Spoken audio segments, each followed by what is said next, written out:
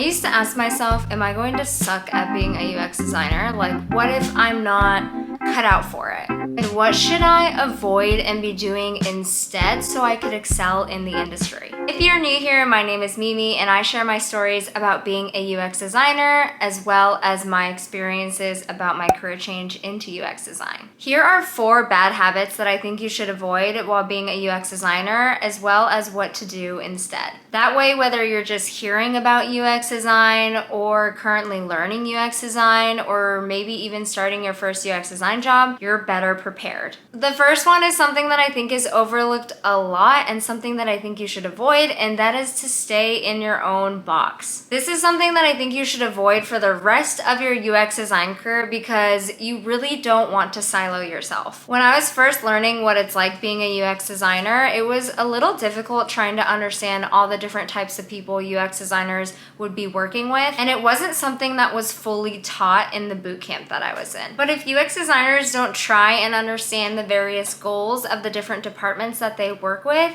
it's going to make it really challenging for them to be able to build bridges, collaborate, and ultimately create better user experiences. So avoid staying in your own box and instead do this. Actively listen. Find ways to talk to developers, product managers, even marketing, anyone that may come in contact with a UX designer. Try to really identify and understand their goals and build those connections. And most importantly, design intentionally with their goals in mind along with your users. Trust me, this is going to save you so much time down the line and ultimately will make you a better teammate to work with. Okay, this next one is the toughest one I've seen to date, and it's really a designer's worst nightmare. You'll definitely want to avoid having a huge ego. In the workplace, there's definitely a difference between confidence and ego. I will always push for myself along with any other designer, regardless of their skill set, to be confident and have faith in their abilities. But ego can come from a place of arrogance. And trust me, I get it. A project goes really well, you get 5 different job offers, and you get a really cool design award. And that's amazing. Like, it's totally well deserved. But we really want to be cautious of all those achievements clouding our mindset into thinking that now input is invaluable. We don't ever want to think that we're better than our team or our peers or, God forbid, our users. So instead, do this. Stay humble. Always ground yourself and remind yourself what UX design is and why you wanted to start this career in the first place. You didn't go into UX design wanting to create like beautifully visually stunning art that catapults you into tech fame. At least I hope that wasn't the reason. But it's because you're here to create functional solutions that meets the user's needs. Also be aware of your strengths and weaknesses. When I was a UX design intern, I feared that if I didn't know everything, it would hinder me from taking on new projects or getting a promotion. But I quickly realized that being more honest about things that I didn't know helped me grow so much quicker than trying to hide it and do it all by myself. Just remember, it doesn't matter how many days or months or years you've been a UX designer, you don't have to have all the answers. The next bad habit to avoid is being close-minded. As a designer, you have to be able to give and receive constructive feedback because designs will never be perfect. Even for myself, I'm kind of a perfectionist, and so when I first realized that and I came into this industry,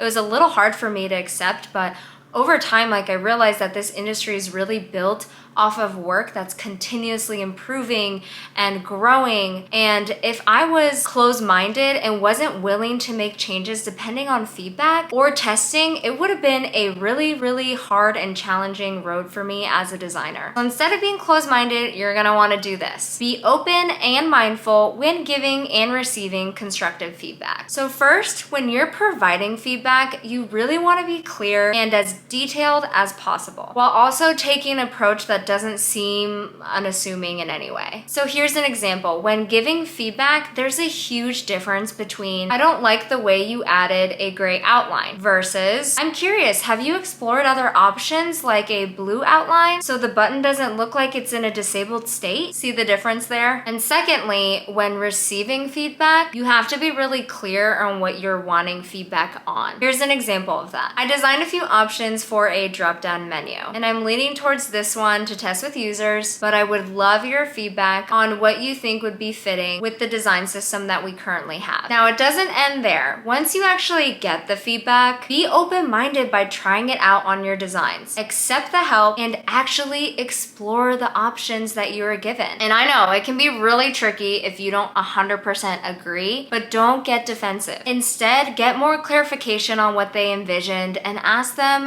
what they would have changed instead. Now, learning the whole art of feedback can be a little bit tricky, but you really need to be able to put yourself out there and look for more opportunities to join design critiques. Find different outlets where you can get your designs in front of people so you can practice presenting, and you can also practice receiving feedback. The next bad habit to avoid is not caring about how other people feel. As a UX designer, we can't provide solutions for people if we don't understand them first. If we're not willing to put ourselves in their shoes and care to understand their emotions, their feelings, their pain points, their behaviors, then it's going to be next to impossible for us to create valuable experiences for them. So instead, do this. Practice empathy. I'm sure you've heard this word before because it is brought up so much in this industry, and rightfully so. Mainly because it's so important to understand the needs of your users. Like, literally, that's the job. So in order to start designing with empathy, simply observe and listen to your users. Whether that's through heat maps or analytics or surveys or user interviews or tests. Take any significant patterns or insights and start incorporating them into your designs. Still unsure if you want to be a UX designer? Then watch this video next.